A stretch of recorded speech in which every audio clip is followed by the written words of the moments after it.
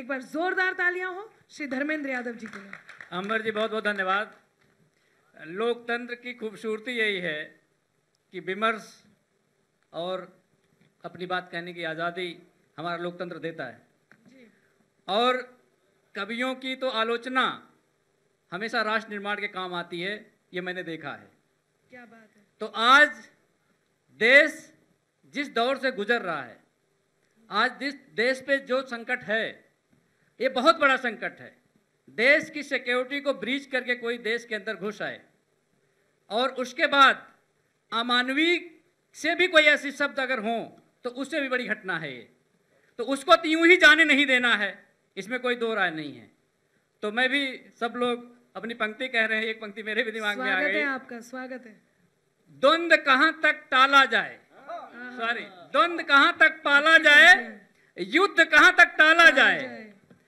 हम भी हैं मां भारती के वंशज, फेंक जहां तक भाला जाए, फेंक जहां तक भाला जाए।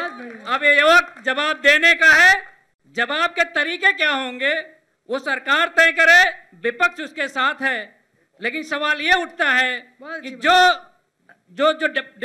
आपकी डिप्लोमेसी है, अभी आपने सुना होगा कि अमेरिका के विदेश मंत्रालय ने एक बयान जारी किया है और उसमें कहा है साफ साफ कि भारत युद्ध के बारे में ना सोचे।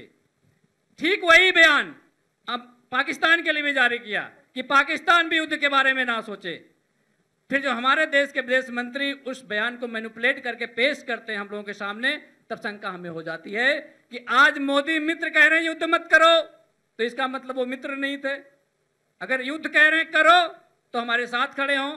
डिप्लोमेसी यह कहती है कि जब हम युद्ध के लिए तैयार हो रहे हैं, यूक्रेन और रशिया के युद्ध को आप लोगों ने देखा है, युद्ध एक कहने की बात नहीं होती है, डिप्लोमेटिक डिसीजन होता है। डिप्लोमेटिकली आप पूरे दुनिया के अंदर वास्तव में डंकापति हैं, विश्व गुरु हैं, यह समय दिखाने का आ गया है।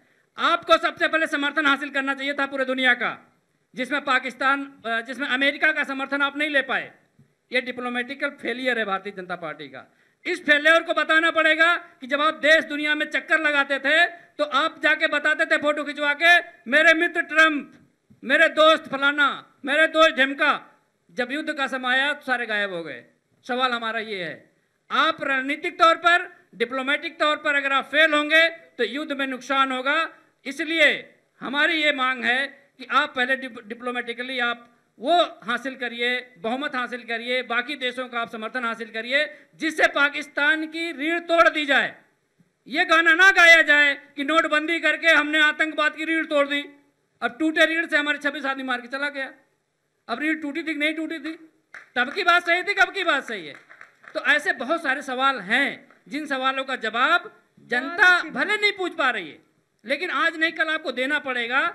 और सच तो सच ही होता है, आज नहीं कल सबके सामने होगा। और मुझे पूरा विश्वास है पूरा देश का एक एक बच्चा आपके साथ खड़ा है, पक्ष विपक्ष एक साथ खड़े हैं। पाकिस्तान कोई गफलत में ना रहे।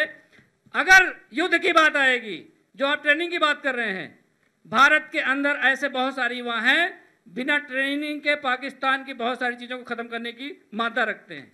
ये जज्बात होता है दुनिया, कोई लड़ाई बिना जज्बात के नहीं जीती गई। भारतीय सेना को इसलिए दुनिया की सबसे सर्वश्रेष्ठ सेना नहीं कहा जाता है कि उनके पास अत्याधुनिक हथियार हैं, उनके पास जज्बात हैं। इस देश की मिट्टी के लिए उनके पास समर्पण है, उनके पास सेवा का भाव है। वो अपनी मिट्टी को माँ मानते हैं और अपनी माँ के लिए जब युद्ध लड़ना हो तो क्या गोली, क्या बारूद, क्या गोला। अच्छी बात है भाई, जोरदार तालियां। बहुत बहुत धन्यवाद।